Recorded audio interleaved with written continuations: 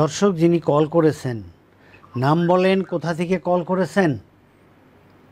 ওয়ালাইকুম আসসালাম, আমি ফরিদপুর থেকে বলছি। আমার নাম রুমি।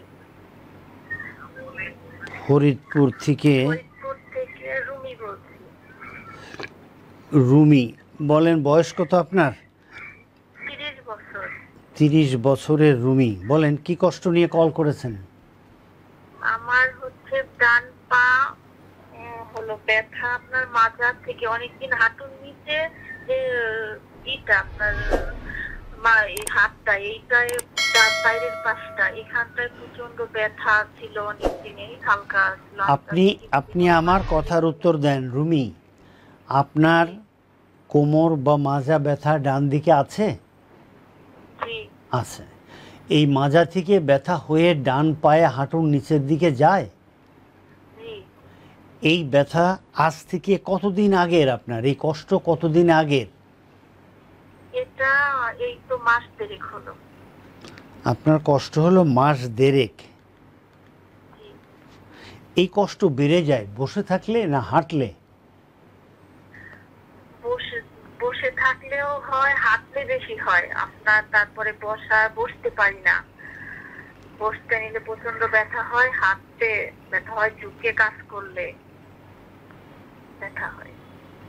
তাহলে তো আপনার অনেক কষ্ট। আপনি বসতেও পারেন না, আপনি হাঁটতেও পারেন না। আপনি যা বলছেন সে অনুযায়ী আপনি বসতেও পারেন না, আপনি হাঁটতেও পারেন না, তাহলে কি অবস্থা? কঠিন। আপনি নিকটস্থ, এখন তো ফরিদপুরে অনেক ভালো চিকিৎসক আছে। ফরিদপুরে আপনার কি আছে? মেডিকেল কলেজ আছে, ফরিদপুরে ডায়াবেটিক মেডিকেল কলেজ আছে। এখানে অনেক ভালো ভালো চিকিৎসক রুগী দেখেন। আপনি তাদেরকে দেখিয়েছেন?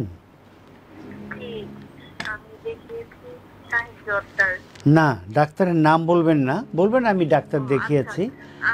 এদের চিকিৎসায় আপনার ওখানে যারা এইসব চিকিৎসক আছেন তাদের চিকিৎসায় অনেক রুগী ভালো হয়। শত শত শত শত রুগী তাদের চিকিৎসায় ভালো হয়। আপনি এরকম কাউকে দেখালে আপনার এটা ভালো হবে ইনশাআল্লাহ। আপনি এখন একটু বিছানায় শুতে পারবেন? সম্মানিত দর্শক, যারা আপনারা আমাদেরকে কল করেছেন না, যারা আমাদেরকে কমেন্ট করছেন তাদেরকে অনুরোধ করব, আপনি কোথায় আছেন, আপনি কোথা থেকে কমেন্ট করছেন জায়গার নাম লিখবেন। এই যে এখানে একজন লিখেছেন, স্যার আমার কোমরে ব্যথা। তো কোমরে ব্যথা, আপনি কোন জায়গায় আছেন এই জায়গার নাম বলবেন। আর একজন লিখেছেন এখানে না। কোথা থেকে না লিখলেন, কেন লিখলেন, এখানে আপনি বলবেন কোথায় আছেন। তো এই জন্যে আমার মনে হয় যে এগুলো একটু নামটা একটু লেখার দরকার। আচ্ছা, আমি শুতে বলছিলাম ফরিদপুর থেকে রুমি কথা বলছেন, 30 বছর বয়স। আপনি একটু চিত হয়ে শোন। শুনছেন? আপনার সাথে কেউ আছে বাসায়? অ্যাডাল্ট লোকজন কেউ আছে? এই মুহূর্তে নাই। তাহলে তো পূর্ণ টেস্ট করা কঠিন আপনাকে। যাই হোক, আপনি আপনার ডান পায়ের গোড়ালি বাম হাঁটুর 4 আঙ্গুল উপরে রাখেন। এটা ডান পায়ের গোড়ালি, এটা বাম হাঁটু এই উপরে রাখেন। রেখে এখন বাম হাঁটুকে আস্তে আস্তে বুকের দিকে টানেন। ব্যথা হয়। দর্শক, আমরা এই উত্তরটি দিয়ে আমরা চলে যাব একটু ভিডিও দেখতে। ভিডিও দেখে আমরা টিপসের ভিডিও দেখব, দেখে আমরা ফিরে আসব আপনাদের কাছে। বাই দিস টাইম আপনারা আমাদের সাথেই থাকবেন। ওকে, আমাদের আর একটু পরীক্ষা করার দরকার ছিল রুমি। আপনি আবার আর একদিন কল করবেন। আপাতত আপনার প্রশ্নের উত্তর দিয়ে দিচ্ছি। তাহলে এই যে আপনি প্রতিদিন সকালে এবং রাতে উপর হয়ে শুবেন। কাউকে বলবেন নারকেল তেল রসুন আপনার ওখানে সুন্দর করে ডলে দিতে। আপনার ডান দিকে ডলে ডলে ডলে ডলে ডলে ডলে সুন্দর করে নিচ পর্যন্ত ডলবে। কতক্ষণ? উপরে 10 মিনিট, নিচে 10 মিনিট। একটু ধৈর্য সহকারে ডলতে হবে। এরপরে আপনি এখানে ঠান্ডা সেঁক দেবেন। একটা লম্বা টাওয়ালকে ভাঁজ করে ভিজিয়ে নর্মাল ফ্রিজে, আপনার যে নর্মাল ফ্রিজ আছে ওর মধ্যে আপনি রেখে দেবেন। তাহলে কি হবে? এটা ঠান্ডা হয়ে থাকবে।